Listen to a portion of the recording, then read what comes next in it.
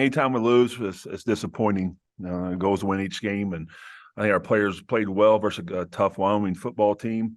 I don't question their effort. The coaching staff, started with me, needs to keep putting our players in position to win a football game, and at least give us a chance to win the game. And our players need to execute, but that starts with coaching first. And our goal is to win the Sun Belt, and that starts this week in Monroe. Thank you, Coach. We'll start off with Dan McDonald. Dan?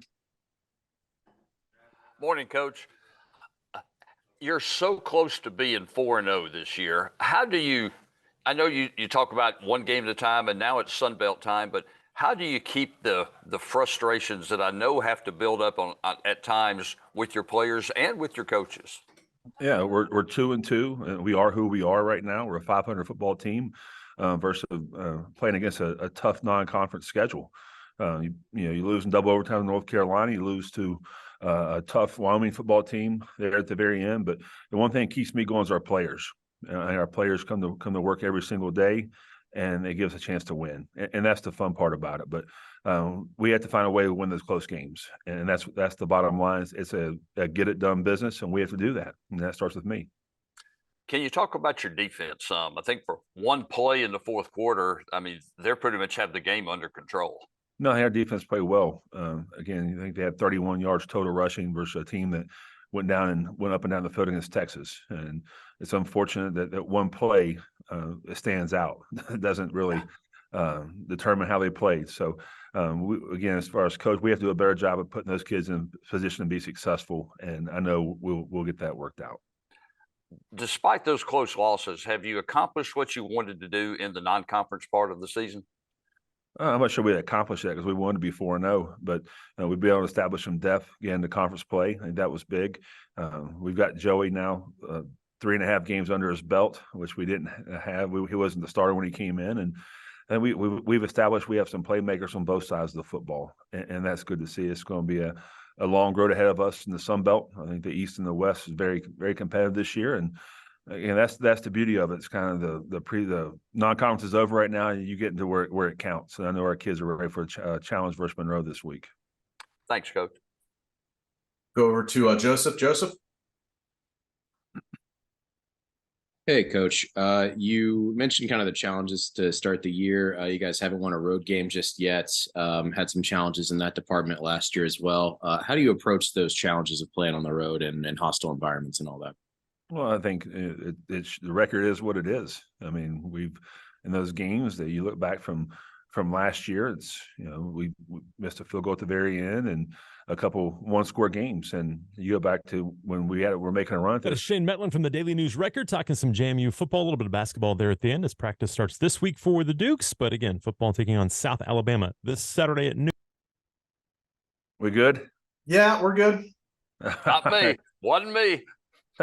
Again, we have to address that. There's an elephant in the room. We haven't been well on the road winning close games. And so it is what it is. We have a plan for that, change some things up. But again, I'm very confident in our football team. We have a good football team, and we know it here in this building, and that's what matters. I think our kids have a lot of confidence in themselves, and they're eager to get back to play this Saturday in Monroe.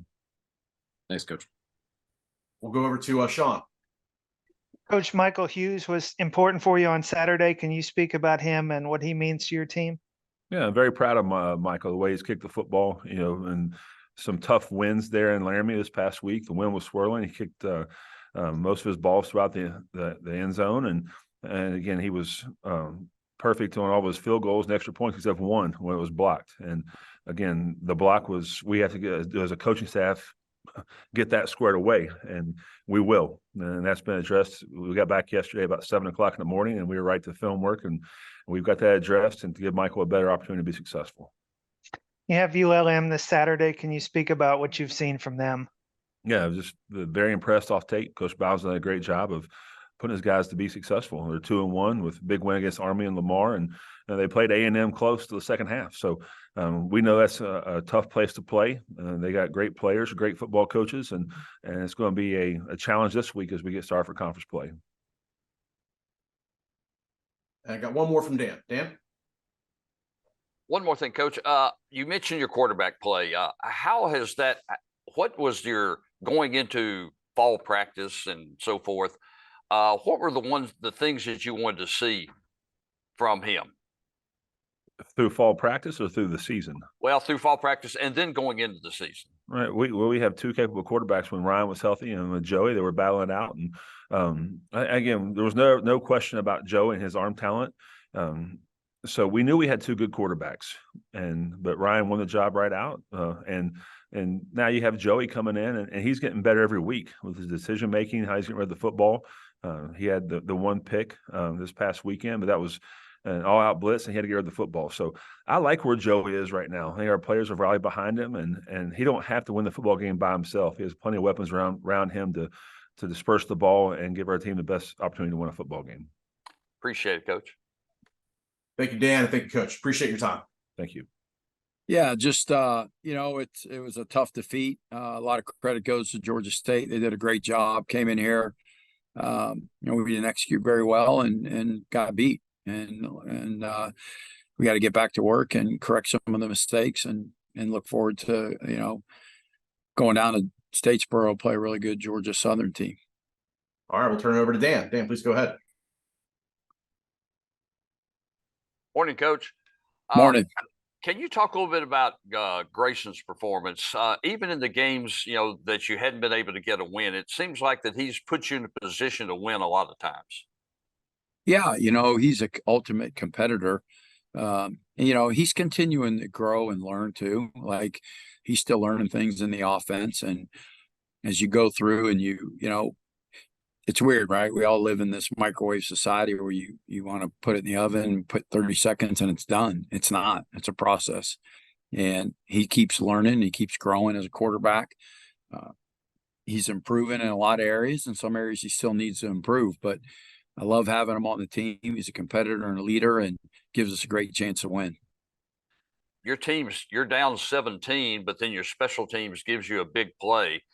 But then, how do you get that defensive stop right there at the end when you really needed to try to get the football back?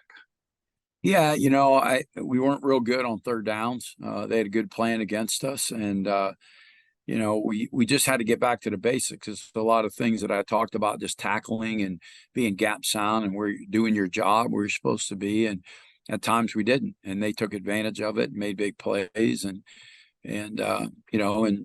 it's what the outcome becomes. And so we just got to do a better job of the details. We got to be much better in our details. What's the differences that you see in Georgia State's offense and Georgia Southern's offense? They're very similar. I think at Georgia Southern, he's throwing the ball really, really well right now. I don't know if he's as much of a dual threat as we just saw. But they are very similar offensively. They are fast at receiver, big up front, and have a good running back. So it's going to be a tremendous challenge for our defense. Appreciate it, Coach. Over to Shawn. Coach, Clayton Isbell is a player who's one of the leaders in the nation in interceptions. Can you speak about his play? Yeah, Clayton, obviously very solid back there, and he's learned a lot in the short time that he's been here. He's been a playmaker for us. The biggest thing with Clayton right now, sometimes he tries to do too much. He just needs to do his job and where he needs to be, and it puts himself in a good position to make plays. And you see that sometimes with players. Maybe if the game's not going exactly as you'd hope, right? They're moving the ball a little bit, so guys on defense start thinking, I got to do more. Or on offense, you're not moving the ball as well, and you got guys on offense that all of a sudden want to try to start doing more, and all it does is snowball effects and just makes things worse. We got to stay the course. We got to keep plugging. We got to do our jobs and do it well. The series with Georgia Southern is one that goes back even before the two teams were in the Sun Belt. Can you speak about what kind of those regional historic rivalries mean for your program and for the Sun Belt? Yeah, I think it's awesome. I think number one that a lot of credit goes to Sun Belt Conference keeping us regionally within the teams. And I maybe I faulted our team a little bit, not recognizing the Georgia State and conference and the rivalry game that potentially that is with all of our players. We have 55 new guys. They haven't played in the Sun Belt Conference before, so they're unaware of some of this.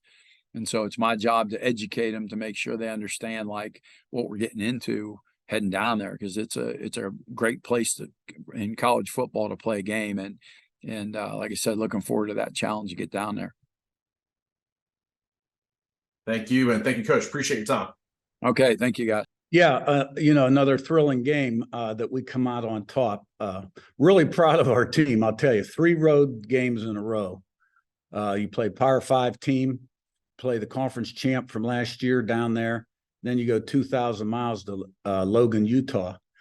And to come away with 3 wins says a lot about the character, the kind of people we have in the program, our competitive excellence, just quite an accomplishment. But now it's all eyes on South Alabama, who's extremely, extremely talented football team.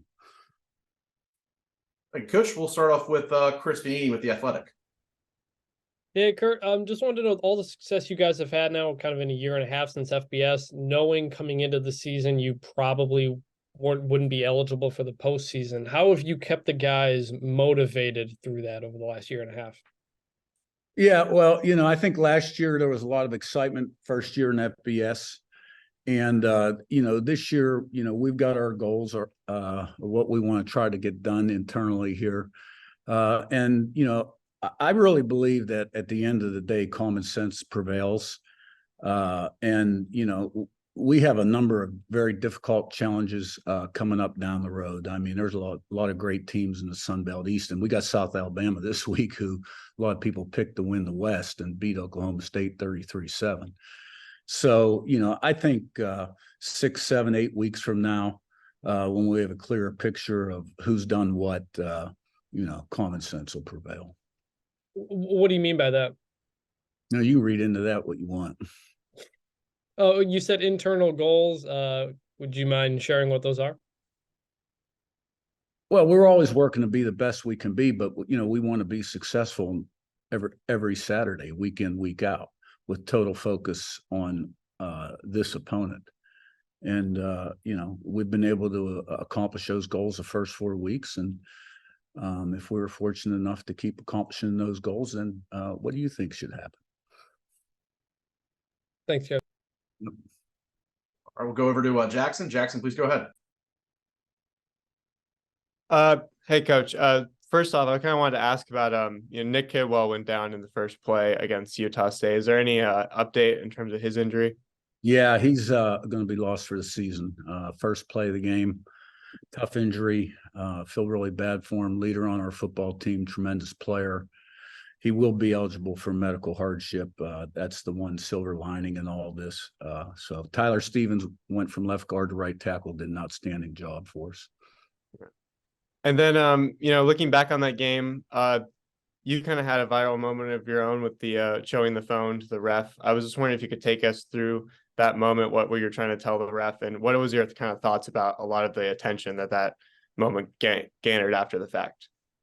Well, still shots can always distort and put things out of perspective a little bit. But, basically when you go on the road and play an out-of-conference team with their officials, you just want things to be sort of officiated objectively, fairly. It's a very difficult job being official. We went out to Weber a couple years ago, and I had a moment too with them.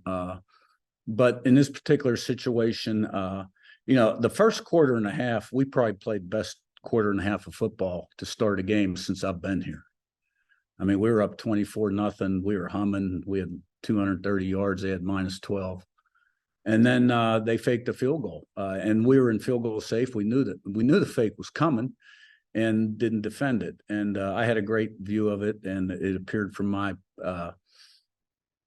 perspective, because I was standing right there on the line, that the kicker had stepped out of bounds before he reached the end zone. So the official and I I was asking if it had been reviewed yet. Then it became obvious that it got reviewed and they were going to proceed. And then I wanted to challenge. And then heat of the moment, somebody comes up and says a cell phone in my hand, says, "Here, this shows he's," you know what I mean? And you're not allowed to have that kind of technology on the sideline or use it. and shouldn't have happened. And I was just so immersed in the situation, I grabbed the phone. I shouldn't have done that. And the guy that gave me the phone feels awful about it, you know, but it certainly has gotten a lot of attention. And then just one last question I had for you. You know, looking at the 4 wins that you guys have, you know, you mentioned how Utah State, the first quarter and a half was one of the best quarters of and a half of football since you got here. But, you know, but your team then, you know, you didn't keep the lead. This is the second time that you guys have blown a double-digit lead this season. You gained 500 yards of offense, but you also gave up 500 yards of offense. Are you concerned at all going into conference play that, you know, looking at it, the team really doesn't seem to have put a complete performance on the field yet? No, no. Look, we made mistakes in that game that have to be corrected, so I'm always concerned about that. I'm always pushing us to play at a better level.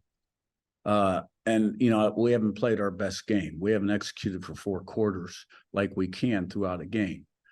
Now, and let me say this. When you go on the road,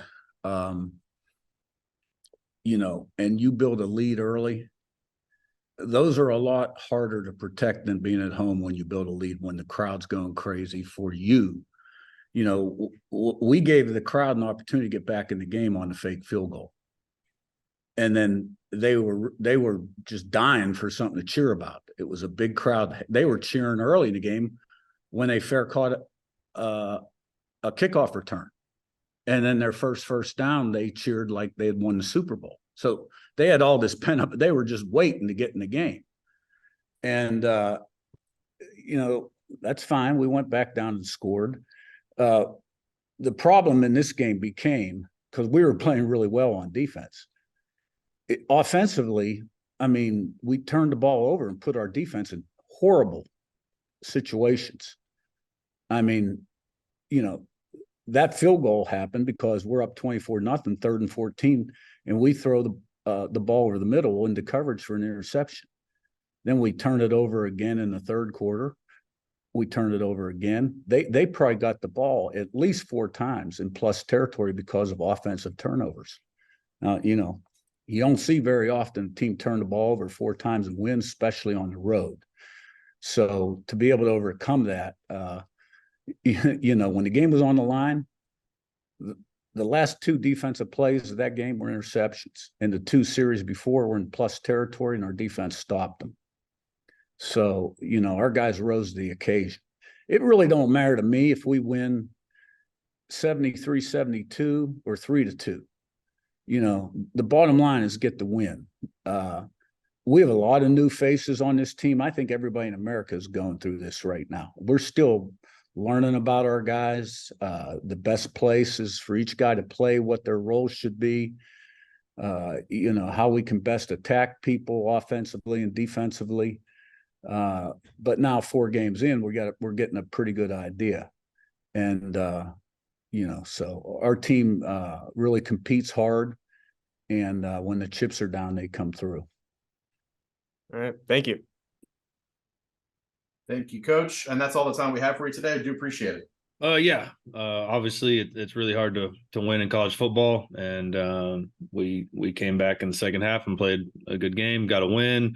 Excited about that. Excited to get into the conference play now versus a really strong opponent with a really good coaching staff on the road. It's always hard to win, so we got to get our guys prepared this week and get ready for a real battle. So, questions. All right, we'll start off with Dan. Dan, please go ahead. Morning, Coach. Morning. What flipped the switch for you?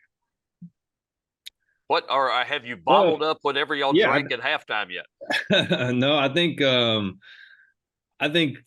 our guys just weren't desperate to win. And what I told them, you know, in my press conference after the game is that's on me. And I think they read into these guys haven't won a game in a long time and all that kind of stuff. So as much as you try to brainwash your kids throughout the week and get them ready, you know, they know. So I think it was more just about us. You know, we had the pick 6, we fumbled on 2 4 downs. You know, we just didn't execute well enough. And I thought, you know, that second half, you know, we talked to our guys and they came out desperate and just I think, I talked to him about yesterday, execution fuels emotion, and our guys came out there and we executed a little bit better in the second half, and we got the crowd into it, and that we were just desperate to get that win in the second half more than we were in the first half.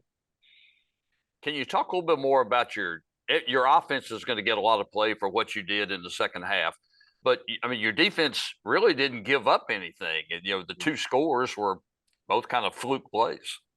Yeah, I think we have a quality defense. We as much like you talk about, we present challenges on offense, but we also present a lot of challenges on defense with what we do. And I think it's one thing to practice it throughout the week, but I think it's another to go out there and actually execute versus it. So I think Coach Packey does it, and the staff does a really good job getting those guys prepared, and just like everything, we settle in and kind of figure out how they're trying to attack us, and we do a good job in the second half. With the way your guys do go through it offensively with your system and so forth that you've put in, even down 17-0 at halftime, is there a feeling that 17 is no big deal? Yeah, and that's basically what we told him. I wouldn't say it's no big deal. Shoot, you don't ever want to be down 17. But for me, it was, do we have enough time? I knew we were going to get it going. That wasn't a question mark. It was, do we have enough time? Especially with these new rules, man. Come on, man. These new rules. I looked up and it's halftime. And so it's one of those deals where, hopefully that gets changed or whatever. But it was more about us executing, and was there going to be enough time in the game for us to actually make a comeback? And luckily our defense played really well, like you said, in the second half, and allowed us to get back in that game. Have you accomplished what you wanted to do in the non-conference? Yeah, I mean, obviously I like to be 4-0, and I think we're a couple plays away from that. But at the same time, being 3-1, I think if you would ask anybody before the season, can you be 3-1? You'd take it. Obviously, like to be 4-0, and I think we've probably the biggest thing is just the injuries. We've lost a lot of our captains and that kind of deal, and that's why I think that was the main takeaway in that first half is. The leadership wise, I told the guys after, you could tell that we had some captains out, but we're past that now, and hopefully getting some of these guys back here pretty soon. Appreciate it, Coach. Yep. I'll go over to Shawn. Shawn? Coach, as you continue to have success, there's all these notables, best start in 10 years and all of those kinds of things. How do you kind of block out, all those noise and notes from your team as you continue to have success? Yeah, I think hopefully this week, kind of woke these guys up a little bit. And because I knew, like, we had official visit on Friday, and I was telling I had to vent to somebody. I was venting to my official visitor's dad because he was a coach. I told him, like, hey, like, I don't care what the record is and all that. Like, we got to come out here ready to play because and really anybody can beat you now in college football. You look around the country and what's going on, and each week you got to be ultra prepared and ultra locked in because anybody can beat you, just the way college football is now. So hopefully that opened our eyes, and I think we'll have a really good week of practice. I think the momentum's there, and as much as it was a win and guys were excited, I think after the game it was like, hey, we got to do better. So I think obviously you always want to win, so I think that'll help, but it was a win where we can learn from a lot. Your team's really been tested in the non-conference with some great opponents. How does it help you as you start conference play with your first 2 on the road? Yeah, I think it was tough, sledding in 2 really physical games, to start the season. So, and that's what this is going to be about in conference, man. We got the best conference. I mean, G5 and all that, whatever around, man. You look around, there's guys beating everybody. You got Marshall winning, you got South Al winning, you got Georgia State doing what they're doing, and you look at Southern Miss too. I mean, they play some really good teams. So those guys are going to be ready to go. They're physical, they're big, they're long. They present a lot of challenges. They're going to be really well coached. So, hopefully, the non-conference did its job and got us prepared. Got time for one more with Joseph. Hey, Coach. As the season moves along, obviously your staff's working on recruiting as well. You've been a head coach before, but I guess my question is, does it feel different this time with this being your first FBS job? Probably just doing a little bit more media. The recruiting part's been, I think when you're an FCS head coach compared to an FBS head coach, like I was trying to wait till December to do all my recruiting at Incarnate Word because I wanted the guys that, got dropped and all that, where now I'm able to lock in a couple more guys earlier on. So I would say that's probably the biggest difference in recruiting. But besides that, probably not a lot of difference. Thanks, Coach. Thank you. And thank you, Coach. Appreciate your time. Yes, sir. Yeah, definitely. Good game for our kids. I thought a very mature win for us coming off an emotional game against Wisconsin to show the maturity to face some adversity for the first time in the year and come back and play probably our most complete game in all three phases was great to see as a head coach. It's been a good non-conference schedule. I think we're in a good place right now going into conference, and we've got a huge challenge in front of us with Coastal Carolina coming to town, who won the East last year. So should be an electric night in Paulson, and looking forward to the opportunity. With that, I'll take any questions you got. Thank you, Coach. We'll start off with Dan McDonald. Dan, please go ahead. Morning, Coach. You mentioned your team being in a good place after the non-conference season. Have you accomplished what you wanted to do through these first four games? Not just the record, but just in getting ready for conference season. Yeah, I said, like I just said, I thought it was a very mature win. And I go back and think about it. You got those bus rides or those plane trips back home when you go on the road, and you got a lot of time to reflect. And, I think about, having a big opening day win and then coming back against a UAB team and coming and getting that win. And then we had to face the other challenge of going, to Wisconsin, a very emotional game for us that we put a lot into, not getting done what we wanted to get done, being disappointed, but turning the page and going to the next week and putting together our best game of the season in all three phases. So I think our maturity level has really stepped forward.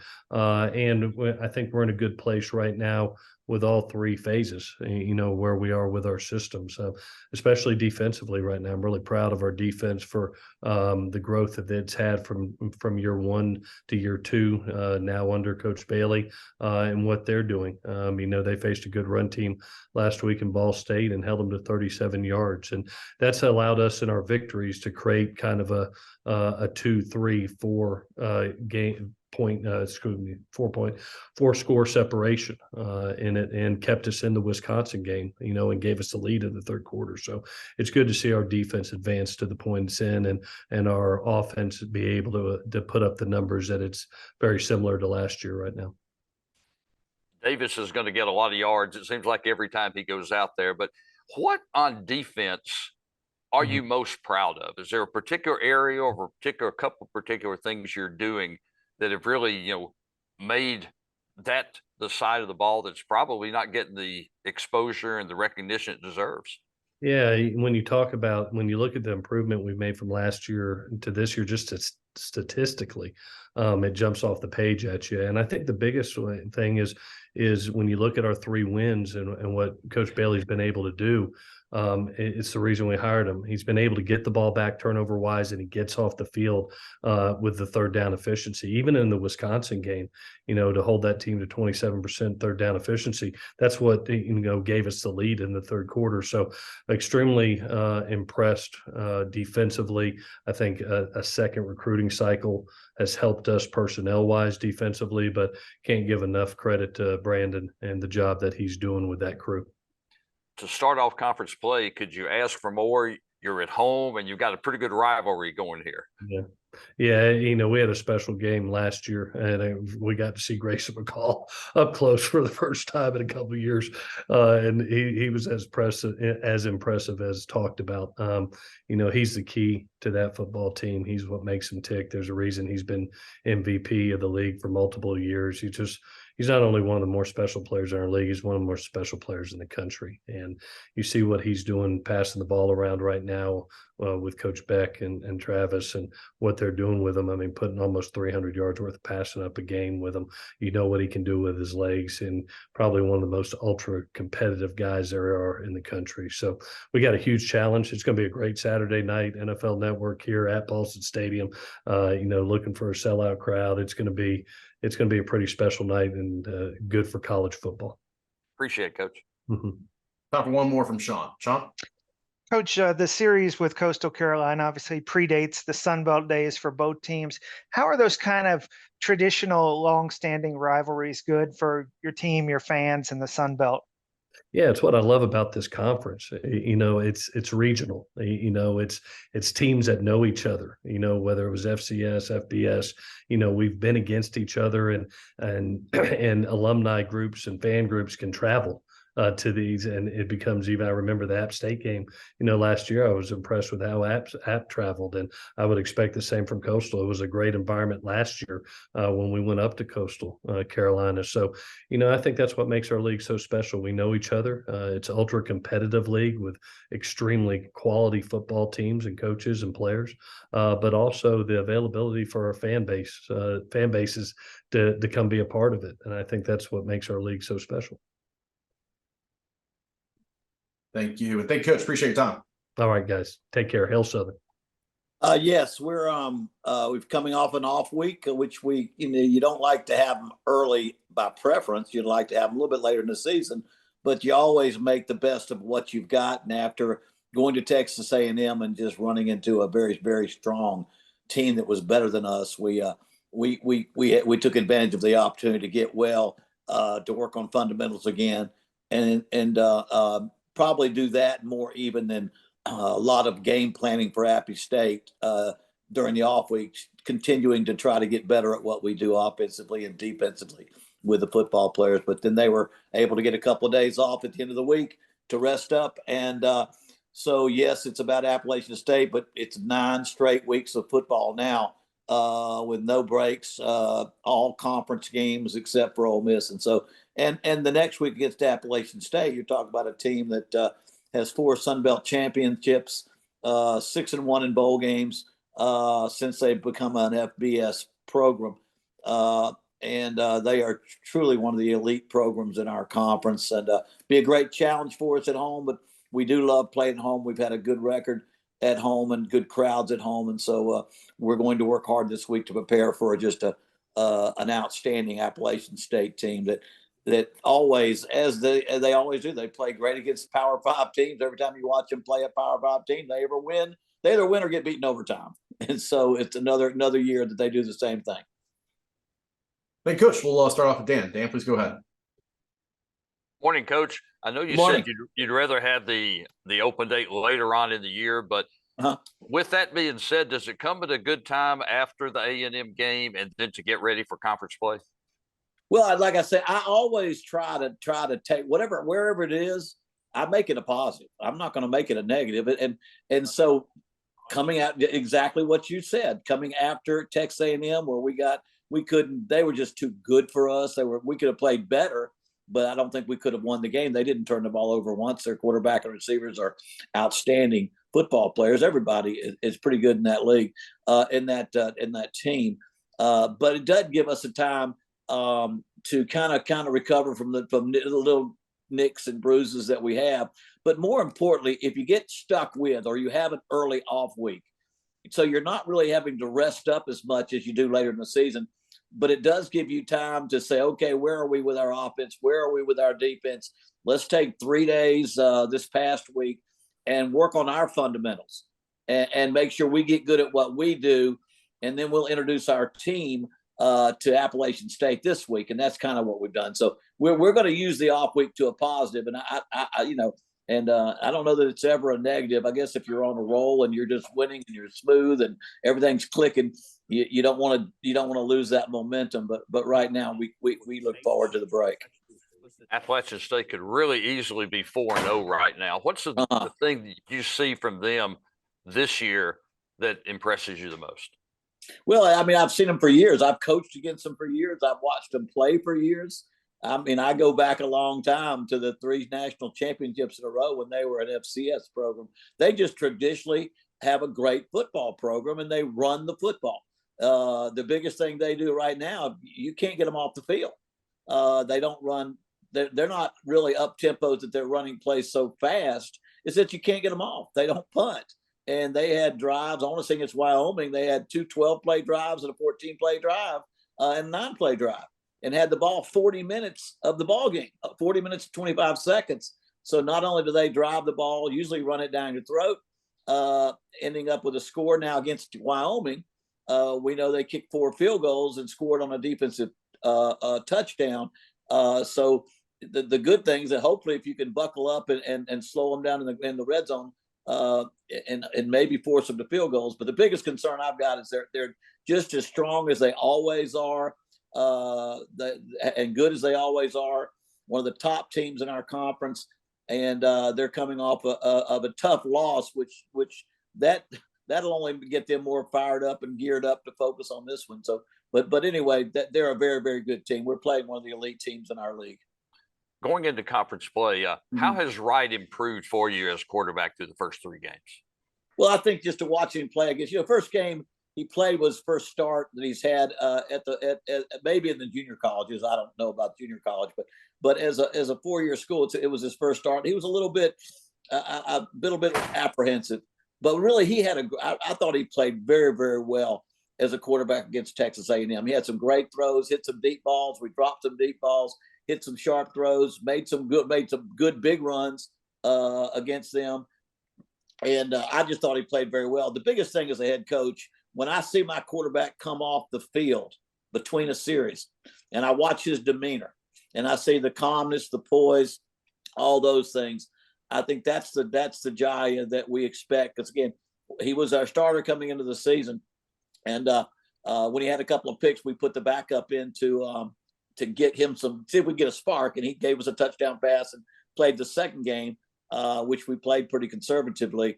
But I think Jaya has the ability to throw and run our offense. And I think we're going to see the Jaya that we expected to see throughout the season.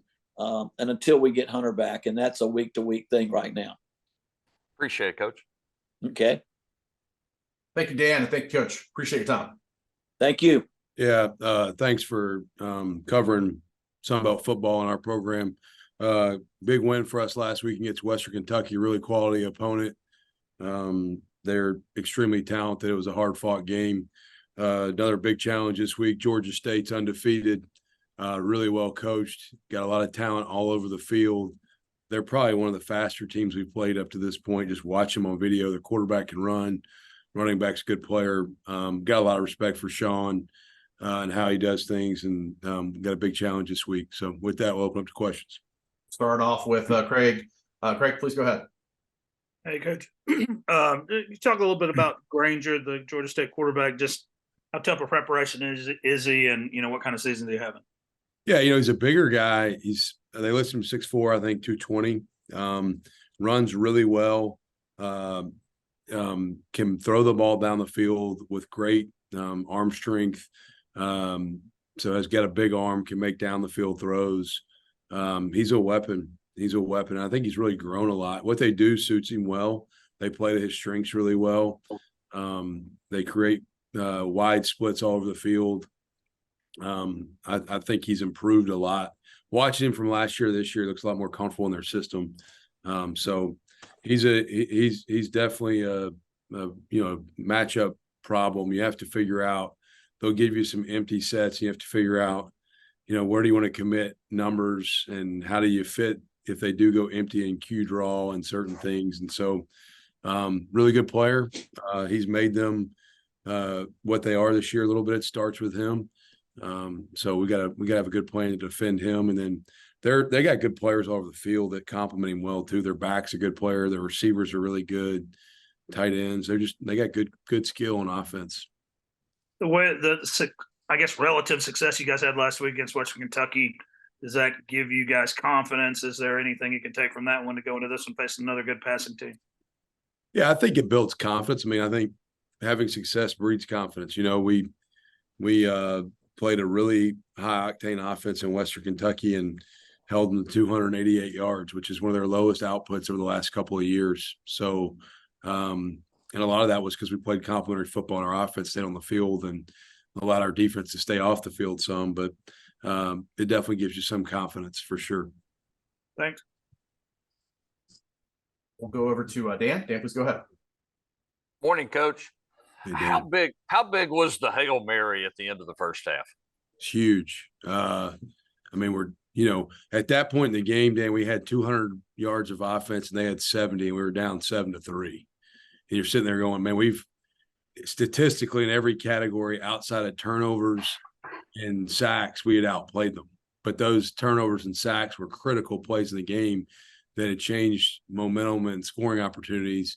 And so we really had played more efficient than the opponent the entire game, other than those two statistical areas, but we're down 7-3. And then to get that to go into the half up 10-7, just such a huge play and great individual effort by Chris Lewis. If I was playing quarterback, I didn't know what to do. I think I'd just throw it up to him and see what happened, because a lot of things happen good when the ball goes his way. Kamani Vidal's become such a weapon for you. I mean, his run that gave you the 10-point lead, I mean, that was highlight reel stuff. What has he done to really, help get your offense going? That you knew what you had in Gunner, but him, what he's produced, what has that done really for you offensively? Yeah, I think it just creates another dimension. We've got great perimeter playmakers, like I mentioned, Chris, and I think Jabri Barber and Shawn Stoudemire. Our receiver room, I think, is good. Kamani is, I've said this a lot, he's a great player. He's a better person. He's one of the hardest working people in our whole building. He's the most consistent guy maybe on our entire team in regards to what he does day in, day out. Last year, Kamani started a little bit banged up early in the year and didn't really find his rhythm until about game 5 or 6. He's been healthy early. And when we've given the ball, good things have happened. Kind of like C-Lou, like I just said, if you don't know what to do, throw it up to him and something good usually happens. Same thing with KV. Give him the ball and, over time, good things happen. And we're now, Adam Prendergrass, our SID, does a great job of keeping me informed on stats and helping me track some things, because I love the numbers and the analytics part of the game. We're 18-3 since Kamani's been here, when he runs for 50 yards, just 50. All right. And so it's important that we get him involved and give him an opportunity to carry the rock. What about this Georgia State team? I mean, they have been able to do a lot of things offensively this year that may be a little similar to what you guys do. Yeah, their quarterback's a different type player than Gunner. Gunner's more of a pocket passer. Their quarterback's an athlete that makes plays with his feet a lot. But yeah, they've got playmakers all over the field. The back is a good player. They've got multiple receiving threats. I was watching tape last night. Number one, I remember him in high school. He's from Newton, Georgia, Robert Lewis. But he's a great player, but they got so many other guys that make big time plays in the perimeter too. And so they're talented all over to skill positions that present a lot of different issues for sure. Appreciate it, Coach. Thank you. All right. Thank you. And thank you, Coach. Appreciate your time. Thanks, guys. Appreciate you. Yeah. It's always good to find a way to win, as a team. I've talked about it, weekly. We're a team that's continuing to grow and to mature and to kind of figure out ourselves and figure out what kind of team we are. So, right now we got to challenge ourselves to finish games out, close them out a little bit better than what we're doing right now. And that's part of being mature and focusing and keeping your intensity and your focus up throughout the course of 4 quarters. And we're gonna work on that at practice. We're gonna do some things as coaches, try to help them stay focused and emphasize that stuff. And certainly we're gonna have to do a better job moving forward. We have Minnesota this week, and then we get into conference play. And you look around the league, and we got some teams that are playing really good, that are really good football teams. So there will not be time to relax, and we know that. So we gotta do it with some urgency. Thank you. We'll start off with Joseph. Joseph, please go ahead.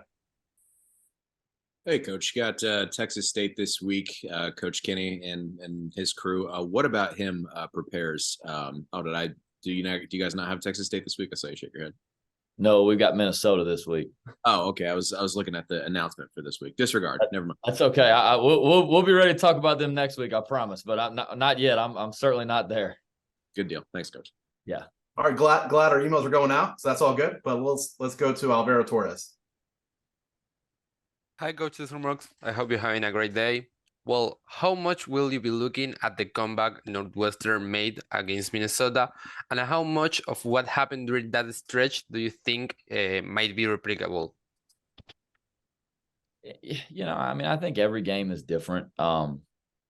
It was impressive, that comeback was pretty impressive to see it. And, it's kind of funny. Minnesota's game was just like ours. I mean, it was almost the exact same. It gives a little perspective to you, makes you grateful that you ended up winning your game. I can promise you that, because they had that thing in hand and it was under control. And Northwestern did a great job. They hit some explosives down the field in the pass game. That's not necessarily the game that we want to play, where we're just drop back and throwing it every down. But it is good. You do get to see a lot of situational stuff. You get to see there are a bunch of 2-minute situations in there that, obviously if you end up in that situation, you can build off of. But, that's not the world that we want to live in, where we're trying to throw it every down. There are some good concepts and there's some good plays and there's some good ideas and designs there for sure. But, hopefully we don't have to get in a situation where we got to, you got to score that fast and you got to get that many chunk plays. We hope that we're not in that situation. Thank you, Coach, and good luck. Thank you. Sam? Hey, Coach. 4 straight weeks for the Sun Belt with the win over an Autonomy 5 program. Obviously, you guys are one game on tap this weekend. What would it take for you guys to kind of go into Minnesota and keep that streak going? Well, it's going to take us playing a really good football game. I think it's going to be really important this week that we get off to a fast start. They play ball control offense, and they do a really good job of it. They run the ball, they kind of hammer it, and then they'll take shots down the field, and their quarterback does a good job getting the ball there. But I guess I'm saying that because I don't think we're going to have time to figure it out. Like, I don't think you're going to have 2 possessions to kind of figure it out and then kind of get going and then get in a groove, which is kind of what's happened the last couple of weeks for us. You watch the Eastern Michigan game, and I have a lot of respect for Eastern Michigan. They didn't get very many possessions. I think they've played 45 plays the entire game. So you got to put drives together early. You got to score points early. Otherwise, you will end up in a situation where you're playing catch up and you got to hope that you can hit some explosives, but they don't want to play that game either. They want to run the ball. They want to control the clock. And, they've done a good job of doing that at times this year. And so, for us, it's just, you're not going to have time to just kind of feel it out. We got to start fast. We got to have success running the football. And we got to be efficient in the pass game as well. And I think, we can't keep our defense on the field the whole game. These guys are huge up front and at tight end. They've got a great running back who's playing really, really well. So they're going to wear you down if you live in that world. So we've got to do a great job on offense. And, I told our team after the game, Saturday that you play defense as a team. And offensively, we got to put some drives together, and we got to, not necessarily eat clock, but we got to put drives together and score points. We can't, 3 and out, kick it back to them and be right back out there. So we've got to do a good job and start fast. And then how important is it for Zion Chris to kind of take that next step, show a little maturity? Obviously hasn't had a ton of playing experience, but has had some success over the past couple of weeks for you guys. I really don't worry about his maturity. He's really focused on what's important. He just needs to do his job for us. And that's kind of what we've been stressing. I was more worried about him last week, truthfully, in his first start as the starter going into it, because that's a difficult deal. And how fan bases are, our people were really excited about him, after he played at UAB, and they should be. I mean, he's gonna be a great player, and he's already a really good player. But you just worry a little bit about a guy that young having to try to live up to that. So I was more worried about last week. I think this week, he'll go out there and he'll go play his game. And, he's played really well for us so far. He's made some mistakes like you expect him to. but we got to limit that a little bit, try to eliminate some of those mistakes and just get him to keep playing his game, and we'll be fine, man. We'll go out there. I know we're going to get their best, especially after the week that, the game they had last week. So we just got to be prepared to give them ours. And we'll go to Dan. Dan? Morning, Coach. You talked about Zion a little bit. What were some of the things, I know, going into that first start that he did well for you? And what were some of the things that you'd like to see him improve on? Well, the first thing is he operated the offense better than he did at UAB. We had quite a few procedure penalties at UAB, and some of it was his communication and really just him in the center not being on the same page. He is way more when we go tempo and we do some things, he is way faster to get the ball snapped. Ben's a little bit more deliberate, and so we had to get them on the same page. And I thought he handled it really well. There were zero, I know maybe as simple as this sounds, but there were zero like procedure issues with him. He had everyone in the right spot. He had command of what we were doing, and did a phenomenal job with that. The second thing I think is, obviously you just got to protect the ball a little bit better. The backed up interception, he was trying to throw it away. We had a guy in the area and hey, just throw it at his feet instead of trying to throw it down the field out of bounds. That's a freshman mistake, and he's going to do that. He's going to make those mistakes. This week we can't. The other turnover, I already kind of talked about that a little bit in the post game. That was my fault. I called a play that we hadn't run a bunch with him. Especially in that situation, and that's bad coaching. You don't do that to a kid. We had another play that he's run 1,000 times probably since he's been here in that situation, and that's what you go to. So, I thought he did a really good job. I want to improve his footwork.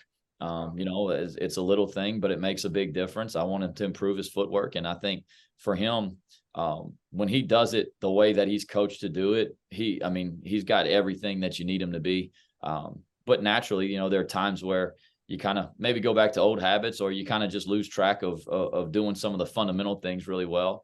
And it makes you late on a throw. It makes you a little bit off on a throw or things like that. So with him, it's just a lot of little things. And I've got to do a good job.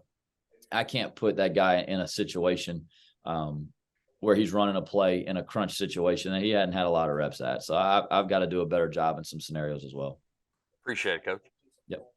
Thank you. And thank you, Coach. Appreciate your time. Yep. Yeah. Tough game for us this week. Credit to Coach Jones and Arkansas State with how they played, man. It was a back and forth football game where we exchanged leads, and they won the turnover battle 2-1, and they really dominated the kicking game, which hasn't happened to us a lot since we've been here. And I kind of think that's where the game swung. The way we grade attack plays in the kicking game, they beat us 7-2.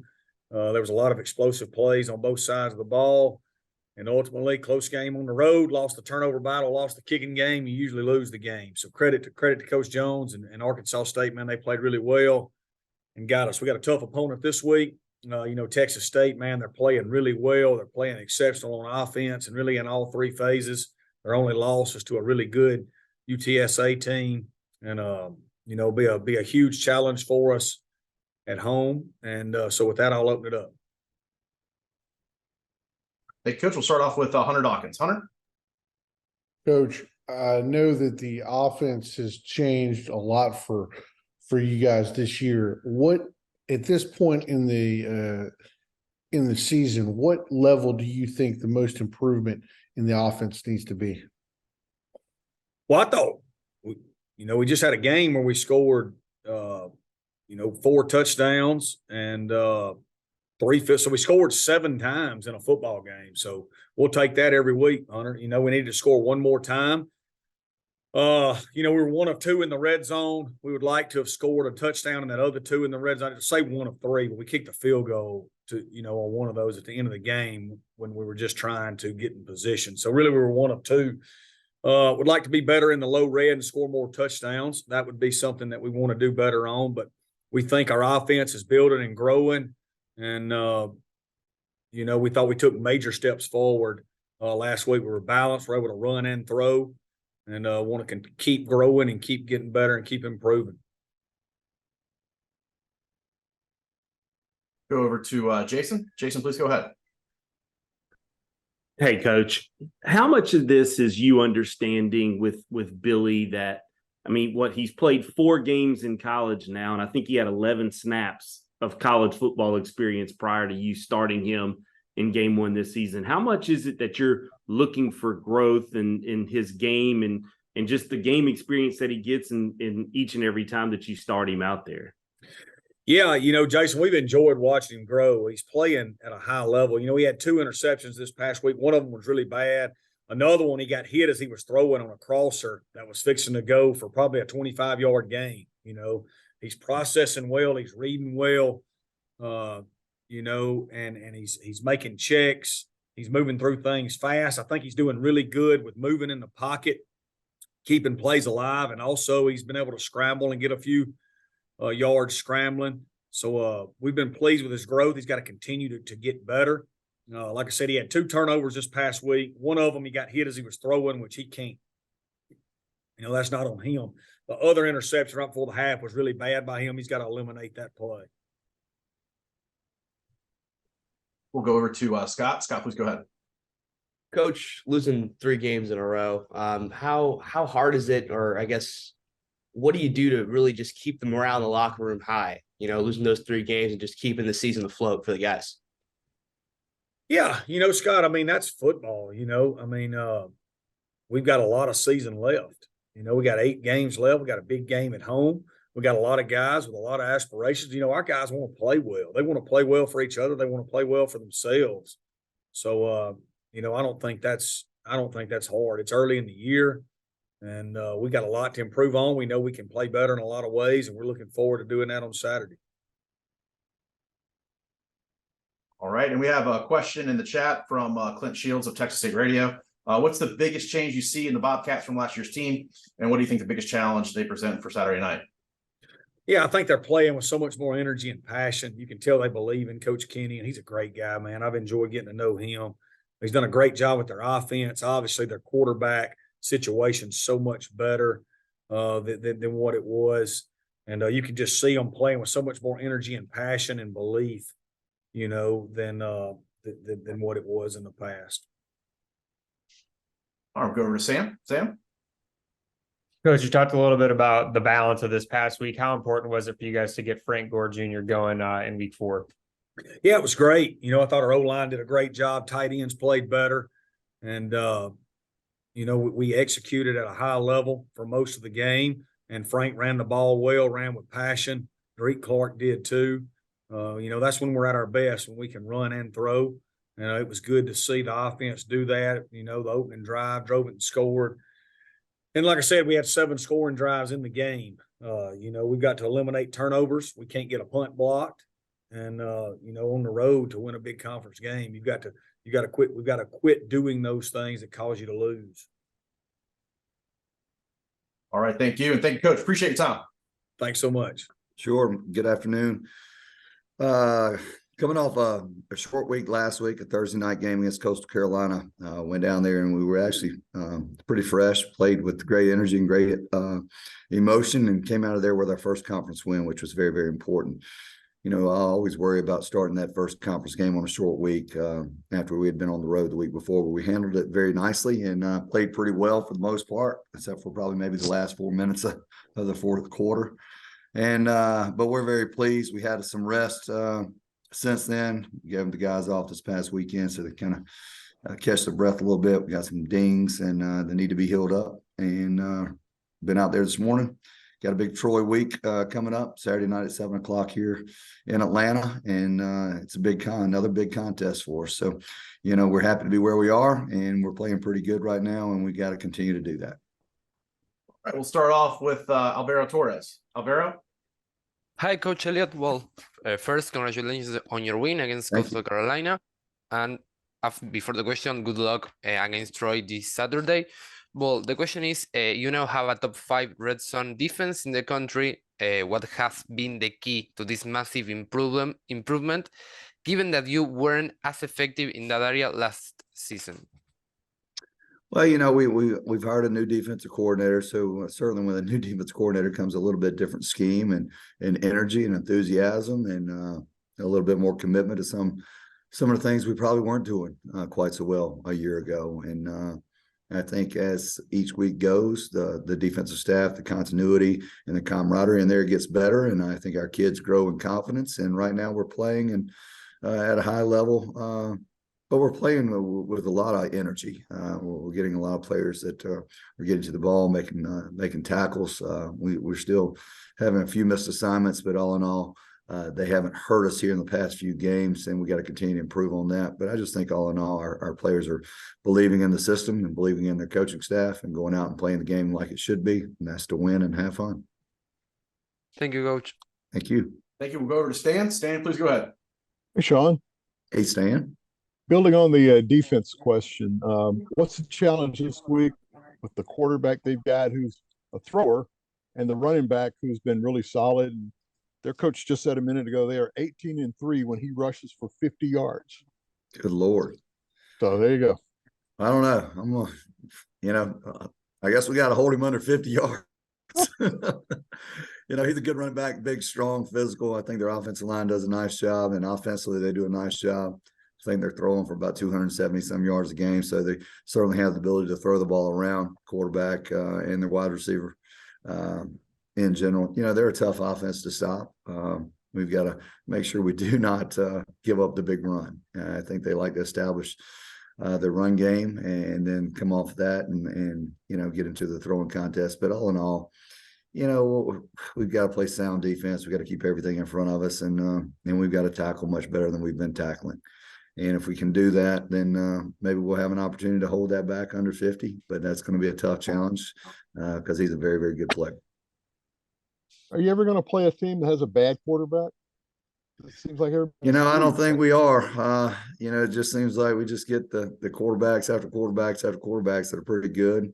That's a little incentive for us, to be honest with you. I think, who wants to go play a bad player? I want to go play the best players they can. I think that's the way it should be. I want to go play, I wish the Heisman Trophy, it would just fuel my fire to get that much better and come after them. But, I like playing good football teams, and Troy is definitely a good football team. Coach Sumrall does a nice job.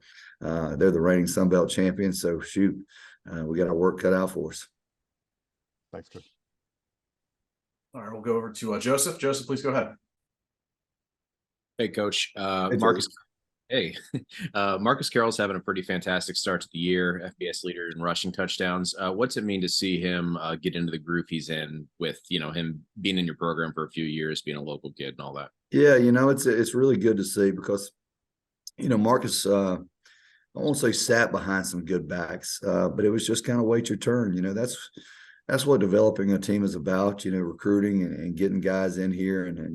And yes, at some point in time, you do have to wait because there's good players in front of you and they just got here a year or two before you. So to see him now come to the forefront and be our leader right there in the running game, and he's our leader for, our overall team too. I mean, people look up to him, but to see him doing well and going out there and, catching the football, running the football, he does about everything for us. And, be a local young man right here.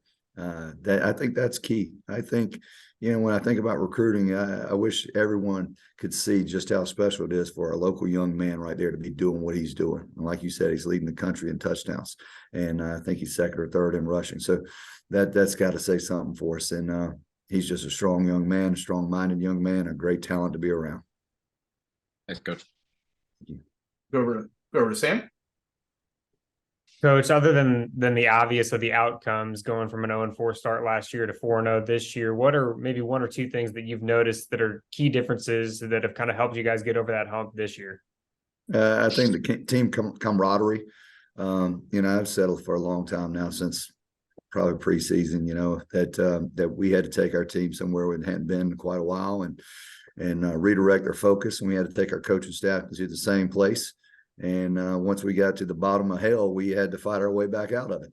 And that's what we did. And we truly did it. I mean, I can't word it any other way. We had to go, and it was, I hate the term, but it was old school football preparation. I mean, there weren't many good days. There weren't a lot of good things coming out of anybody's mouth. And it was tough and it was hard. And it just brought our football team to be that much more tougher, brought our coaching staff to be that much more tougher. We learned to fight through adversity and keep our mindset and our eyes sharp and clean and straight ahead and continue to move forward. And we've continued to do that thus far. Thank you. And thank you, Coach. Appreciate your time. Yep. Thank y'all. You know, I thought our players competed. It was great to see. I thought we played winning football for about 3.5 quarters. We went through a span towards the tail end of the third quarter and early in the fourth where we didn't. I thought when we were able to play winning football, we played complementary football. You know, I thought all three phases kind of fed off of each other. And, you know, when you look at winning football, what does it look like? Well, we won the turnover battle. You know, did not win the explosive play battle. However, we were able to generate 2 plays of 60 yards or more. So I think that helps. And then I thought special teams helped us win the football game. And I think when you're able to do that on special teams, you're always able to maintain the flow of the game. You're always able to maintain the momentum of the game. I thought we were able to do that. So I thought special teams played a major role in the outcome. You know, I think the big thing too is we didn't have very many penalties, so we didn't really have any self-inflicted wounds that way. We only had 3 penalties, but at the end of the day, I thought our players competed. You know, hats off to Southern Miss. You know, I thought they competed just like we did. You know, we were up 34-17. We couldn't close the game out, you know, and the game became 34-34. But I thought for our football team, we needed to win a game like this. We needed to overcome some adversity and moving forward. So it was great to see. But as we all know, we live in a week-to-week season. And now it's, you know, all our focus turns to going on the road and playing a really talented UMass football team. Their record doesn't indicate how talented and how good they are. Thank you, Coach. We'll start off with Luke Matheson. Luke? Hey, Butch. So 2 questions for you. One, obviously, Jalen received some recognition today. Just your thought on that, but also in a passing conversation Saturday night, you and I spoke about Saturday against UMass. You know, you said, listen, we learned how to win the fourth quarter, win at home. Now we got to learn how to win on the road. You know, what's UMass going to present, and what's your message to your team this week in that regard?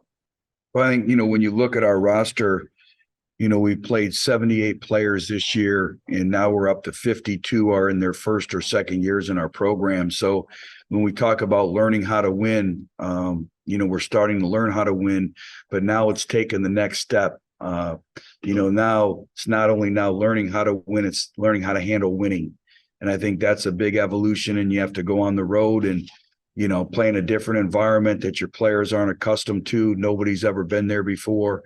And when you watch the video, you see an extremely explosive football team that are going to challenge us in all 3 phases. So I think that's the next phase. And as we all know, there comes a maturity in winning and how you prepare for your opponent, how you move forward in terms of Jalen and some of the accolades he received, you know, very deserving. But as we all know, you have to recreate yourself. You have to reinvent yourself each and every week.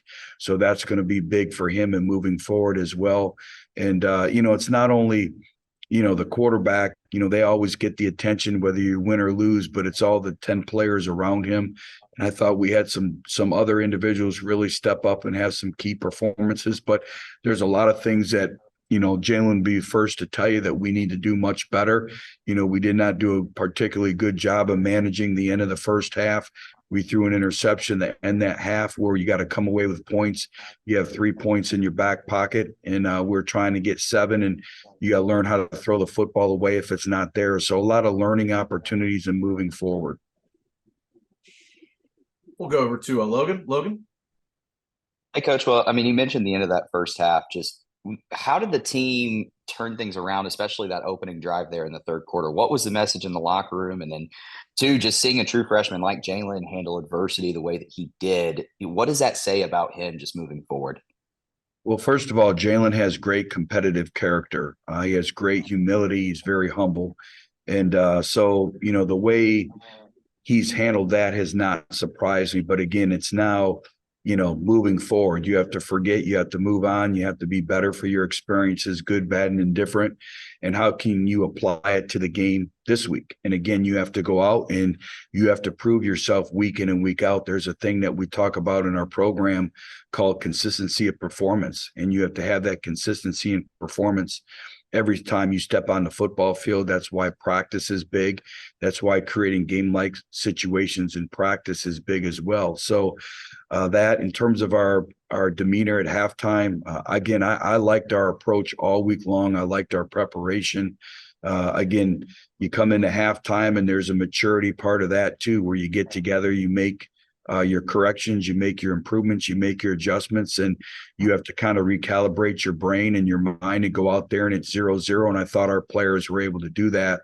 And if you really look at it, we started the games fast, scoring on our first 3 possessions. And then we scored on the first play of the second half as well. So again, we started fast. Now it's being able to finish and moving forward. We'll go over to Jeremy. Hey, Coach, great win on Saturday. Really fun to watch. So Jalen Raynor played outstanding, one of the better performance in all of college football. What prevented you from starting Jalen earlier? Well, I think it's a progression. And, I talked about it when training camp started, and I talked about it going in the first game of the year. Is there may be some young players in our program that may not be ready at this stage of the game or at this point in time, but they may be ready by game 3, game 4, game 5. And you'll continue to see more true freshmen continue to get more playing time as the season progresses. But I think a lot of it is banked reps. There's a lot that comes with those repetitions. And again, this young man is a true freshman. He's still going through, the growing pains. He's 17 years old. And so, again, there comes a maturity, which he has, but he's still a young player. But I think a lot of times players grow and develop at certain stages. And for Jalen, and to his credit, I think the entire quarterback room, is they continue to get better. And I was proud of Jackson. I was proud of JT because they also coached him during the game. All 3 of those individuals are extremely unselfish, and that's been great to see. All right, time for one more with Shawn. Shawn? Coach, sometimes when teams have a tough start to the season, keeping guys bought in and staying the course may be tough. Seems like your team's done a great job with that. Wondered if you could speak to that. Yeah, we have great character now in our program, and our players are extremely competitive, and we have a lot of youth. We only have 11 seniors on our football program. I just spoke about, the volume of players that are in their first and second years in the program. And, to their credit, they've hung on every word that we've said. They're very eager. And then our older players, the ones that we have, I think have done a good job of kind of leading the way and kind of setting the example. And we always talk about, as an older player, are you somebody that the younger players want to emulate every single day? And I think they've done a good job with that. As we all know, the football season brings about natural adversities. And, it's the teams that can handle the natural adversities of a long season. Ours just started to happen early on in the season. And I knew that there would be a progression with this football team being as young as we are, that we just needed to keep work and keep believing it, not let outside distractions and noises creep in. And I think that's the whole key in college football. It's focusing in on the moment. It's focusing on the task at hand. I think it's living hour by hour with all the demands that these individuals now have. And our players have done a good job to date. But, again, it's one game. Now, what are you going to do with it and moving forward? And again, so how can we grow and be better for these experiences, good, bad, and indifferent? And I thought the first 2 weeks challenged us, but we also learned a lot moving forward. And we probably wouldn't be where we're at right now if we didn't have those experiences of the first 2 weeks. Thank you. And thank you, Coach. Appreciate your time. Have a great day. Yeah. Excited to get in the meat of our Sunbelt schedule, coming off a win. So we know we need to continue to play better on all 3 phases, offense, defense, and special teams. And so we've got a great challenge this week in Marshall, who once again proved that the Sunbelt is, the premier Group of 5 conference, and so I think that we're excited to be able to play them and show what we can do. Thank you, Coach. Let's start off with Luke Creasy. Luke. Hey, Coach, when you look at what you were able to do against Wake Forest a couple weeks ago versus this past Saturday, how do you kind of find somewhere in the middle, to try and identify, where your identity is as a football team? Well, I think right now we just need to play more consistent. That's been our biggest issue right now, just playing consistent. We put together some good spurts in all 3 phases. But we got to play more consistent across the board. I think our defense has stepped up and really been able to put some long stretches of consistency together. But we have to be able to do that on special teams and on offense right now. And I feel we're getting close to that. And to obviously, you like to be able to learn off a win, which we were able to do this past week. All right, we'll go over to Shawn. Shawn? Coach, we all obviously see Jason Henderson's stats and leading the NCAA and all those kinds of things. But outside of the numbers and the things people see, what does he mean to your football team, maybe away from the field?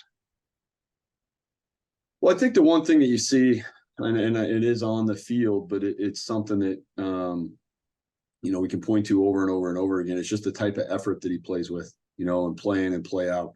Some of his tackles are, he's chasing down from the backside. He's doing some of those things. And I think that just shows, the type of player he is. And the rest of our players see that. And you start to see our other guys play a little bit harder here and there. Also, him starting on some special teams units, that certainly helps us out because not only is he a great player, but it shows, hey, we're all in this together. So, I think that there's a bunch of different things from those aspects, just those little things and his love of the game of football that help us. You had Devin making his first career start Saturday at running back. What have you seen from him this season? He is a very willing blocker. Obviously, he's got good speed and he's very shifty.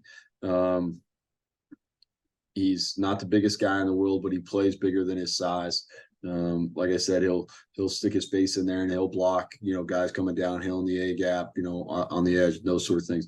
Got great hands. We need to continue to get him the ball in space, and I feel like he's a guy whose best football is very much ahead of him. And what have you seen from Marshall on tape as you get ready for this week? Obviously, they're a team that leads the country in sacks, right? They've got a great front. And what they do a great job of, they play a bunch of people on that front, rotate a bunch of guys, keep them fresh. Owen Porter's been there for about 18 years now.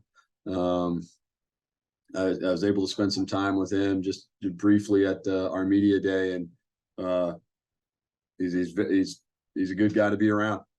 I think how he plays is kind of how he is as a person, at least what I was able to see of him, and I really appreciate that. I appreciate people who are genuine and comfortable in their own skin, and he certainly appears to be that. But they've got a great defense. Their middle linebackers, it's going to be a great linebacker battle because they got a great one too. And then they've got their secondaries played very, very well, led by their corner who already has 2 picks. Offensively, they got 9-1 quarterback, right? It doesn't get much better than that. That tailback's one of the best players in our conference, and he can do a lot of different things. Tight end is good in the run game, but has made a bunch of plays in the passing game as their leading receiver.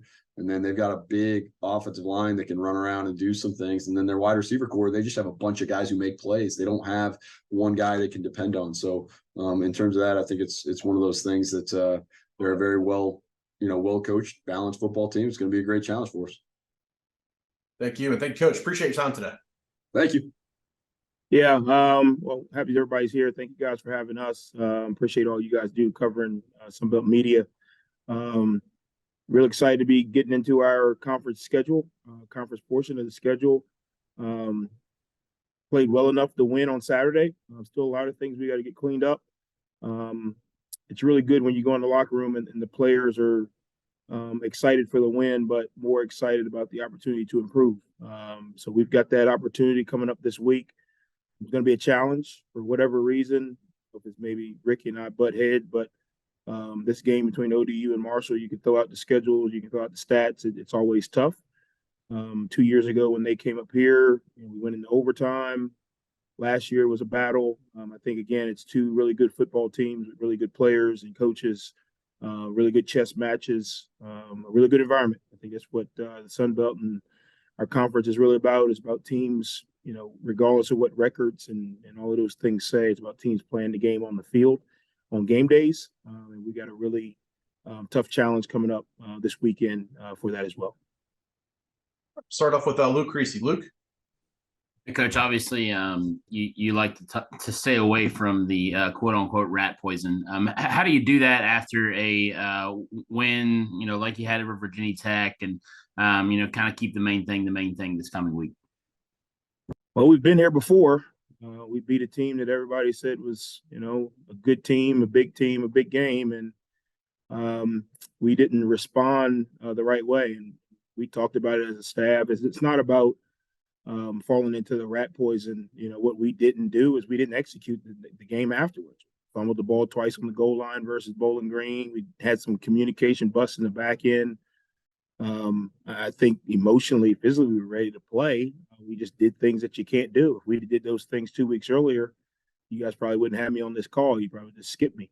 But we've got to go back and do the same thing. We've got to go back and clean up the mistakes that we made last week. We got to make sure that we don't put ourselves in a situation this week against a really good opponent where we're turning the ball over and missing tackles and missing assignments.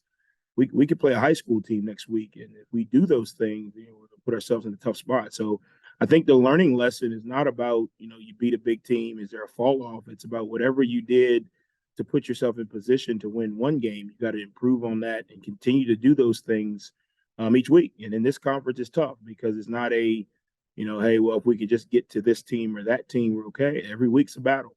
This will be probably, and this is not coach speak, this will be the toughest, game we've had all season, just because of the combination of where we are in the season, schematical design that ODU uses on offense and defense. They stress you. Obviously, both teams and programs have familiarity with each other. Sometimes you're better off playing a team you've never played before because you can't really get caught up into, well, they did this last year or they did this. So it's going to be a challenge, and that's no disrespect to any of our opponents that we've already played. It's just as the season goes on and you get more and more film, you get more and more tendencies, you get more and more, reps, things get harder and harder. And this is going to be one of those challenging weeks. Let's go over to Alvaro Torres. Alvaro? Hi, Coach Huff. Well, first, congratulations on a big win against Virginia Tech. Well, how much does the fact that you have both Old Dominion and you already played Virginia Tech and help you prepare for this upcoming game against Old Dominion? Absolutely no, it doesn't matter. I mean, we could both play the Chicago Bears. We got to play each other. Not unless they're going to play Virginia Tech on Wednesday and play us on Saturday. I think, again, regionally, it helps all of us. We were able to kind of play some of these regional schools because of, obviously the recruiting aspect, just some of our fan bases being close. If you'd ask Ricky, I mean, they're a different team than they were week one, and we're a different team than we were on Saturday, But I think, again, it just every week is a different story. It's a new season. If you look back at our first game against Albany, you think we were going to be the worst team in America. I still kind of think that too. But, each week it changes. And my goal was to try to get our guys to be a little more prepared than we were last week. To be a little bit more consistent on the field than we were last week, be a little bit more consistent in our execution than we were last week. And you keep building on that. And hopefully you put yourself in situations where at the end of it, you get the results you're looking for. Well, my second question is that after the great win against Notre Dame last year, you continue having success against teams outside the group of five. Well, what does that mean to your program, and how do you continue building on that? Yeah, I mean, we don't recruit group of five players. I mean, I recruit the best football players, and we watch the film, we evaluate, we have a system. I think with the transfer portal now, it kind of has leveled the playing field between a lot of schools at all different levels. I don't go to a kid and say, hey, you're a group of 5 player, come play for Marshall. You know, I say, hey, you fit our running back profile, you fit our O-line profile. You know, our relationships and, you know, connections with high school coaches and different people across the country. You know, I tell kids, send me your best players, you know, and I think it's, again, with where the college landscape is, you know, kids are going where they have opportunities to play. Kids are going where they have opportunities to grow and develop. And I hope that, you know, by the success we've had, some more young men and families and programs decide that they feel they can get developed here holistically at Marshall, not just from a football standpoint, but academically, socially, emotionally, the whole nine. Thank you, Coach. Coach, Saturday's your homecoming game. Can you speak about what homecoming means to your team and the Marshall community at large? Yeah, I think it's changed a little bit. This is not high school where they're going to crown a king and a queen at the 50-yard line at halftime. It's changed a little bit. I wish they'd let me pick the homecoming opponent, because you automatically give them a little bit of firepower. But just so everybody knows, I did not pick ODU for homecoming. Okay, that was not my choice. I have a lot of control around here over very little. So, but again, I think, whenever you get a chance to acknowledge, bring back, reunite, bring importance to an event, a weekend, obviously homecoming for the fans and families is always important, because a lot of people don't always get to come back to their, you know, to their schools and universities as much as they'd like to. Homecoming is an opportunity where you can kind of pinpoint, you know, a date on the calendar and say, hey, we're going to go back for the weekend and spend the weekend there. I think, again, Huntington is a hidden gem.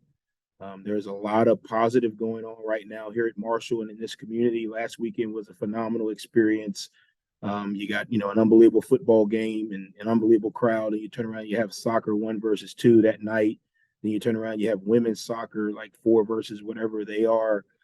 So again, I think anytime you can continue to bring people back to this great city and this great community, it just continues to remind people how special this place is. It helps us in recruiting when we get, you know, multiple people back. I think it helps from an administrative standpoint when you start to get people back to see some of the positive that's going on. The football game is still the football game. You know, we still got to go out and play really well and execute consistently. But for the community and the fans, I think it's a really good opportunity to kind of pinpoint and acknowledge, you know, the return of a lot of alumni, friends, and family. Thank you. And thank you, Coach. Appreciate your time. Thanks, guys. Go Hurt. Yeah, you know, obviously a loss that that was earned on our side as a team, you know, after obviously a big win against Oklahoma State last week. Thought we had our team pretty well prepared. We came out early, executed really well, probably played our best quarter of football. Got a stop on defense, went down, had a great drive, scored, got another great stop, went down, scored. And then we're not able to sustain those things. And I think, you know, our players, these are hard lessons to learn, but you have to play every single snap as it's the most important snap of the game. And I thought when they got a little bit of momentum going in the second quarter, defensively, we played too much on our heels. You can only play the game defensively one way. It's got to be at a fever pitch. You got to be able to play fast and aggressive and decisive. And then from an offensive standpoint, when they did score, our responsive drives were not good enough. And what I mean by a responsive drive is, you know, after they scored, of those 4 drives, we had 3 3-and-outs. And that's just, you know, that's not complimentary football. That's not answering the bell when your defense needs you to. And so just across the board, we had too many issues that determined obviously the outcome of the game from our side. Proud of some of the things we did in the second half to fight back. We were down 10 there late going into the fourth quarter. Answered the bell twice, had 2 scoring drives on offense, got a couple good stops defensively. But then at the end, we've got to come up with stops defensively to win the game. They were not, our numbers defensively were not terrible outside of the third down they were 9 of 16 and were able to extend drives against us. And then certainly we had an unsportsmanlike penalty on what would have been a 4th and 7, and either they're attempting a 52-yard field goal, which they had not made yet on the season, or they're going forward on 4th and 7 for us to get a chance to win. And we have an unsportsmanlike penalty there from a great young man that obviously made a very terrible decision. As competitors, we can all understand, right, the moment of frustration and all these things, but at the same time, every single one of us can understand that cost us an opportunity in the game. And so, Quentin Wilfon has taken ownership of those things as he should. That is a really, really hard lesson for a young man to learn. But I shared with him the quote from Teddy Roosevelt about the man in the arena, right? You're going to go through hardships. You're going to make a lot of mistakes in your life. And it's about fighting the good fight and improving yourself as an individual and everyone around you by the way you respond. And hopefully we will see that from him. Go to David Teal. David? Kane, you guys are averaging almost 5 yards a carry this season. JMU leads the nation in rushing defense. What have been your observations of them as you looked at them on tape? Yeah, I think a very aggressive defense. Their defensive line coach, Pat Kuntz, actually GA'd for me at Indiana. Think very highly of him. Tremendous football coach. One of the smartest individuals in the game, I think, in my opinion. And you can tell that he gets his guys to play hard. He was a tough guy, lineman at Notre Dame. You see that, you feel that from his players. I think he's done a tremendous job. Their defense plays very hard, and I think their D-line is really the standard bearers up front.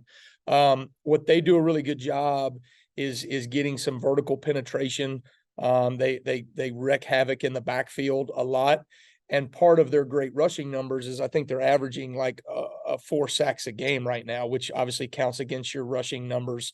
And so, you couple those things together, and teams have been able to run the ball effectively at times, but they create so much havoc and negative plays that they're able to negate, kind of those overall rushing numbers. We're going to be a team that has to establish the run to win football games. We've been able to do that. Some of our best players are in the backfield. We've got an offensive line that we feel like can create movement at the point of attack. And so we're going to do those things. And so it'll be a test of both teams' wills in that regard.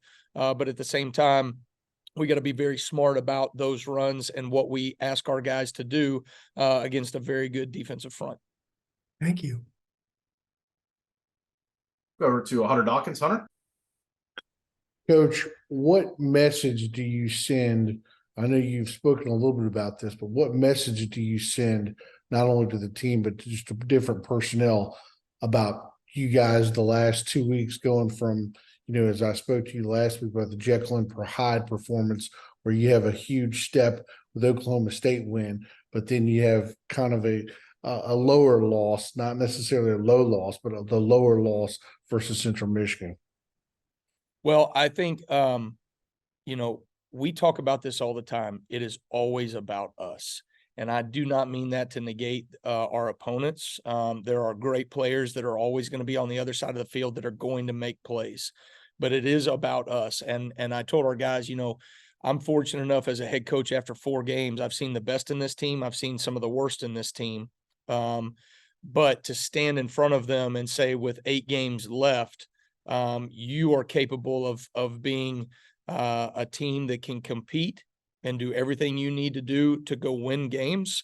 And you can also be your own worst enemy. And so it really does come down to us about building more consistency in this program. We're a young program that continues to have to learn some hard lessons that I hope we will carry on even in the remainder of this season as we get into conference play. But we will only achieve that if we do take those hard lessons to heart and get better from them. And so as disappointing as it is as the head coach to see the highs and the lows, I hate inconsistency. That's my challenge as a head coach, to build that within our program. The day I took the head coaching job here, that was really the rally cry of we're going to have big moments, but we got to build upon that and be a consistent football team. And we're obviously not there yet. And I'm willing to fight for as long as it takes to get this team into a position to do that. And I think our guys are too. Thank you. And thank you, Coach. Appreciate your time today. All right. Thanks, guys. Jay's up.